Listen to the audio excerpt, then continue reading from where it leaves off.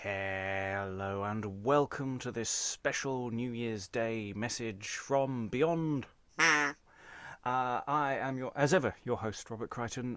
This is available both as a really rubbish video on YouTube. Hi YouTube.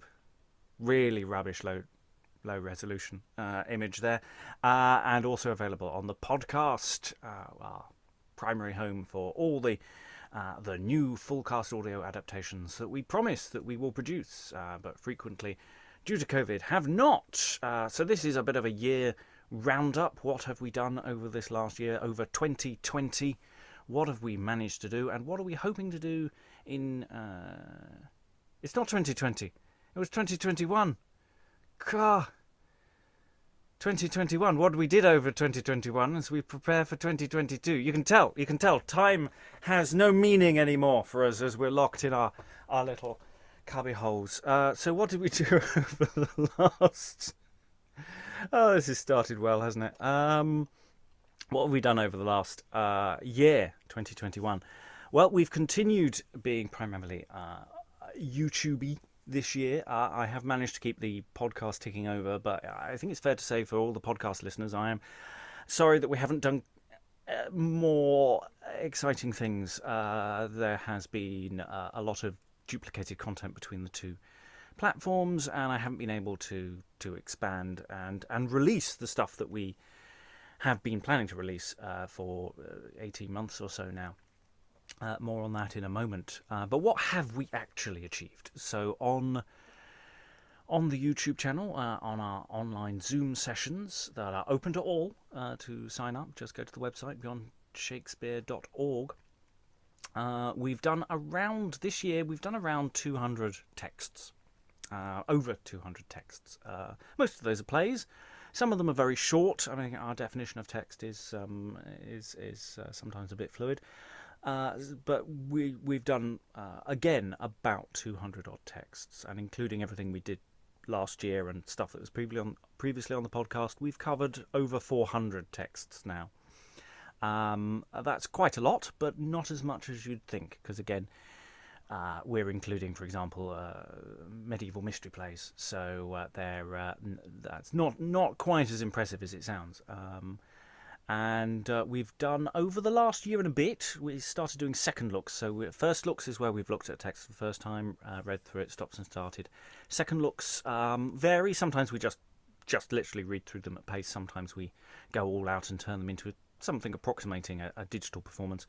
We've done 37 different plays for second looks over the last year and a bit. So... That's been our primary thrust for the last year of looking at plays, and in fact I'm just going to bring up on here just to show you sort of where we are overall on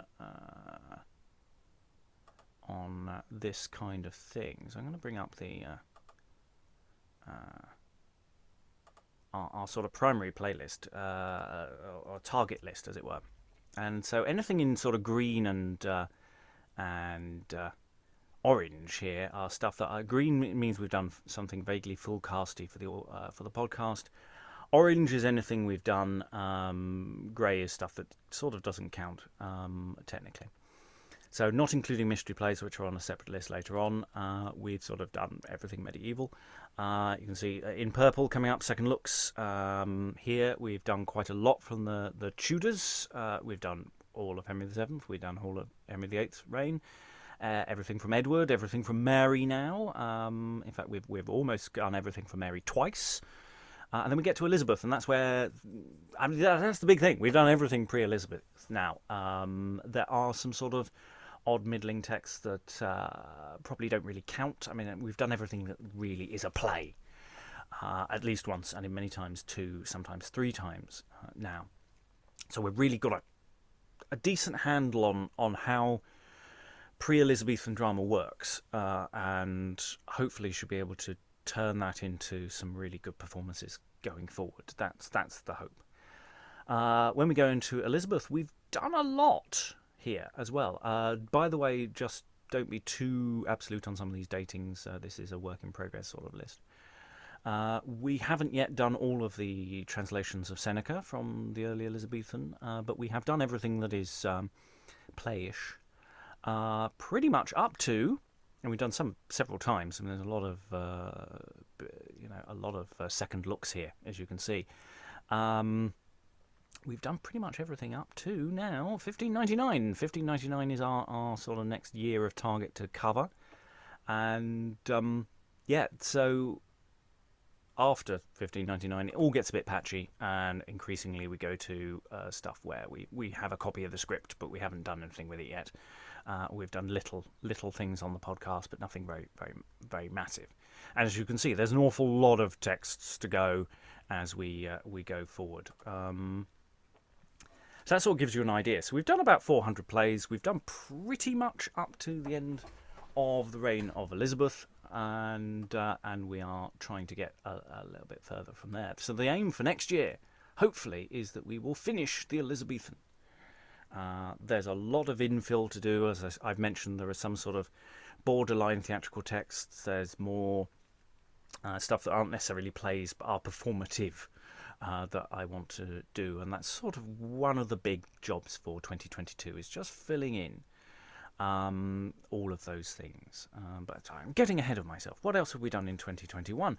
Well, we went to two virtual conferences. So Lancaster University's Medieval English Theatre Conference, Environments was the theme. I wrote something, I wouldn't call it a paper, but I definitely presented something about the work we do here. And we did a live performance of Thersites, a rather fabulous, probably by Nicholas Udall play. And there is quite a good recording, not of that performance, but of our dress rehearsal, effectively, that is on YouTube. I do recommend it. It was quite fun, and we did put quite a lot of work into that. So we did that this year. We also went to not so much a conference, but a symposium, I believe, from the University of Derby, which was Whither Wander You? New Directions in Pre-Modern Performance. A paper was delivered about us, Beyond, and we also did effectively a sort of condensed version of our life story, as it were. So we did a first look exploring session, and then we did a second look exploring session on the two very short Robin Hood pageants, which we've done on the podcast, and I also then played them a section of that to demonstrate our working process, which is that we do things and then we do them again and we go back. You've also possibly noticed that we've also done a Lord Mayor's Show reconstruction in Cheapside, London, and outside St Mary Le Beau Church. Thanks to Professor Tracy Hill. We've completed reading through all the Lord Mayor's shows now, and we've got other civic pageantry, other royal entries, other accounts of Lord Mayor's shows to do, and that's one of the other big jobs for next year, is to cover that and try and make that move forward. And yes, generally in terms of people viewing us or listening to us, there's sort of been some ups and downs in terms of numbers. Podcast, I think, legitimately has lost a few listeners this last year because we haven't been releasing the really cool stuff. I think we released a lot of N-Town, and between you and me, medieval mystery plays do not necessarily equate to great box office, and exploring sessions are not always the most popular of podcasts. So I'm hoping, say, next year we'll be able to reverse that trend when we start releasing full cast audio adaptations again, and a lot more of the really exciting stuff, as exploring sessions are now basically a YouTube thing with a few occasional seasonal exceptions. But yeah, otherwise our numbers overall have basically doubled in the last year. We've got almost twice as many people viewing us on YouTube, not so much listening to the podcast. That's about the same, but slightly lower in places. And the website has also doubled in interest. So we are on the up. As have the number of wonderful patrons. I have to thank at this moment all the wonderful patrons who've given us money over the last years so far. If you're interested in supporting us, do please go and become a patron. Patreon.com/Beyond Shakespeare. It was last year. All last year it was weekly. There were weekly releases of a jest from a jest book. And also I've been working my way through The Mirror for Magistrates, a quite important book in terms of influences for history plays, which I've enjoyed very much, and which will be continuing next year. I'm going to slightly adjust how the Patreon releases are going to work next year. I think basically I've just been releasing too many things each week. So I'm going to not do less, but I'm going to conflate everything into monthly releases. So rather than a different jest every week, it's going to be 4 once a month. And the same sort of thing for Mirror for Magistrates, because I think everything was just too short, and it was too many things being thrown at the patrons, and it was I think it was putting a few people off rather than bringing them into the fold. So I'm going to try and get Patreon releases down to more like one thing a week rather than 2 or 3 or sometimes 4. And I think I've just been throwing too much stuff because we do so much stuff. It's a bit overwhelming, so I'm going to try and make it less overwhelming. That's the idea. So yeah, it's been an incredibly busy year. 200 odd new texts, 30 odd probably second looks this actual year. I think we did a few more the year before. Don't quote me on that one. And I say a general doubling of interest and I say increased turnover from the patrons. And of course, more patrons we have, the more we can do what we're supposed to be doing, actually. I mean, the first and second look exploring sessions on Zoom, released on YouTube, are really important to what we do. I mean, it's been so helpful this last 18 months plus to be doing so much R&D on plays, to really understand what's going on with text and be able to really break them down and to prepare texts as well. We're almost at the point where we've edited most texts ready for reading further down the line. Not quite everything, but a lot. And we've turned over about, in terms of the stuff we've pre-edited, I mean, we've read over the last 18 months to 2 years about 4-5 million words. We've turned over about 6. It's been a massive behind the scenes job of preparing texts, of which I have to thank Greg Musson, Alan Scott, Helen Good, Lois Potter, Liza Graham, and Eric Karula, who has done huge amounts of work. Other people have done additional work as well. I'm doing this off the top of my head. I apologise if I've forgotten anyone. But yes, we've covered a lot of text there, and so many people on the Zoom sessions who deserve thanks as well. I apologise. I'm not able to name names, but so much wonderful work has been done, but not necessarily the big final show stuff, which we haven't been able to do just simply because of time and I say the opportunity that being forced to not produce has happened over the last year. I mean, it's been a truly awful year for me personally, as well as obviously for the rest of the world. So it has been a struggle just juggling all the things that we've done. And I'm hoping next year that a better balance will occur. So I said we've done about 200 plays per year, or 200 texts per year for the last 2 years almost. And that's a lot. And we can't sustain that. I mean, if we did sustain it, we'd run out of plays in about 3 years' time. So we've done about 400. We've got a list of about 500 plus play texts. That doesn't include masks and other stuff as well. So it's higher than that. But of those 500 odd plays, those plays get longer and take up more sessions. So inevitably we will be doing fewer plays per year. But also we need to do fewer plays per year because we're starting to forget the plays we've already done. So we need to go back over plays we've done more. We need to be doing more second look sessions to go with first look sessions, and a lot more serious prep for new productions, even if they're not going to happen next year or the year after. Just a lot more prep work generally for plausible targets that we can afford to do over the next few years.